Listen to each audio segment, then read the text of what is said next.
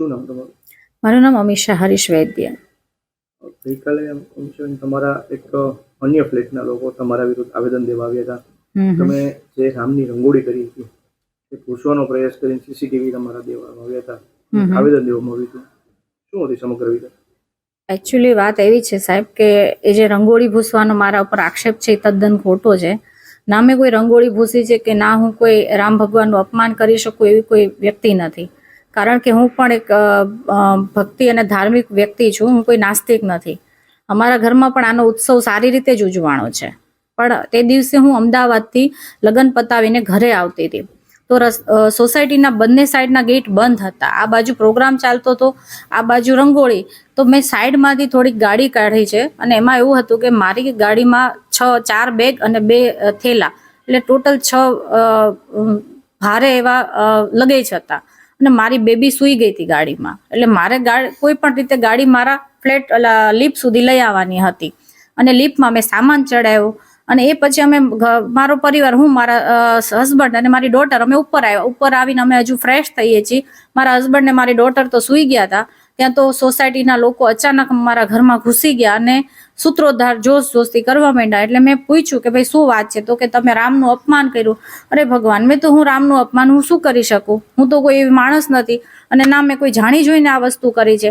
પણ આ વસ્તુનો મેઇન મુદ્દો તો મને એવું, પછી નીચે ગયા અને ઘરમાં આ લોકોને આવી ગયા હતા બધા અને ઘરમાં હું એને કાઢતી હતી, ન ગયા એટલે નો છૂટકે મારા પરિવારની સેફટી માટે 100 નંબર ડાયલ કરવા પડ્યા.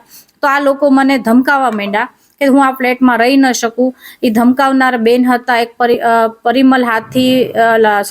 પરિમલભાઈ રૂપારેલિયા, એમના વાઇફ, પછી જેણે મારો વિડીયો બનાવી નાખ્યો મારી વિરુદ્ધમાં. મારા ઘરમાં જબરદસ્તીથી આટલું મહિલા મંડળ ઘૂસી ગયું હતું અને એમાંથી એક શાહ છે, 2-4 બહેનો છે, એક મિત્તલબેન રૂપારેલિયા, પછી મિસિસ હેમલભાઈ હાથી, પછી મિસિસ અશોકભાઈ રાઠોડ.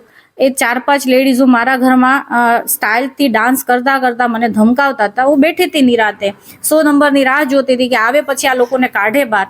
તો એ લોકો બહાર જવા માગતા જ નહોતા અને પરાણે મને બ્લેકમેલ કરીને કે તમે માફી માગો. મેં કીધું મેં કોઈ ગુનો નથી કર્યો એટલે હું માફી નહીં માગું.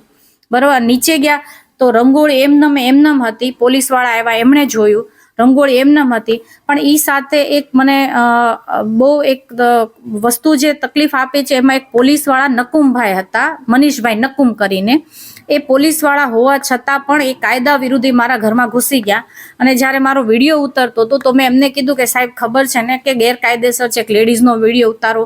તો બહાર જતા રહ્યા. અને પછી જ્યારે 100 નંબરવાળા પોલીસ સાહેબ આવ્યા તો નકુમભાઈએ એમના પાવરથી પોલીસવાળાને એમ કહી દે છે કે પહેલા બધા જમી લે પછી પ્રોસિજર કરવાની. તો અમારે શું કરવાનું સાહેબ? અને કોઈ રંગોળી વિખાણી નહોતી, કાંઈ થયું નહોતું. બસ આ લોકોને સોસાયટીને તમારી સાથે આ બધું વિવાદ કરવાનું કારણ શું છે? મેઇન કારણ એ છે કે હું આ સોસાયટીમાં છે નવરાત્રિના બીજા નોરતે રહેવા આવી. તો સોસાયટીમાં બધું દાદાગીરી વાળું ને મન ફાવે વર્તન અને ખર્ચા હતા. તો આ ફ્લેટમાં અમારે બિલ્ડરે એક ફ્લેટ દીઠ 2.5 લાખ રૂપિયા મેન્ટેનન્સ લીધેલું છે અને 240 ફ્લેટ છે એટલે મેન્ટેનન્સ અબાઉટ 7 કરોડ રૂપિયા જેવું થાય છે. તો આ પૈસા હું જૂની કમિટીના હાથે મને યોગ્ય ન લાગ્યું. હું પણ એક કમિટી મેમ્બર અને જવાબદારીવાળી નાગરિક છું. તો મને એમ લાગ્યું કે આટલા બધા પૈસા કોઈ હાથે ન અપાય અથવા સી એપોઇન્ટ કરીને રખાય અને બંધારણ સાથે આ સોસાયટી ચલાવાય. તો મેં બંધારણ લાગુ કરવા માટે ફોર્સ કર્યો, ચૂંટણી કરીને નવા કમિટી મેમ્બર માટે અપ્રોચ કર્યું.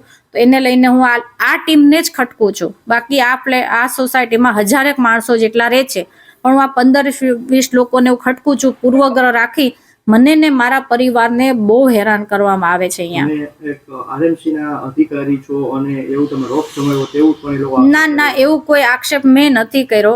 આરએમસી નો એ લોકોને કામકાજ રહેતું હોય છે. તો પાણી લઈ આવું સોસાયટીમાં, બધાનો ટેક્સ ભરાયો, બધાય માટે આધાર કાર્ડનું આ તે વ્યવસ્થા કરતા હોય. એમ થતું એક હું આરએમસીમાં 2011 થી 2016 હું એક ઓફિસર તરીકે નોકરી કરી ચૂકી છું. અત્યારે મારી પોતાની કન્સલ્ટિંગ કંપની છે.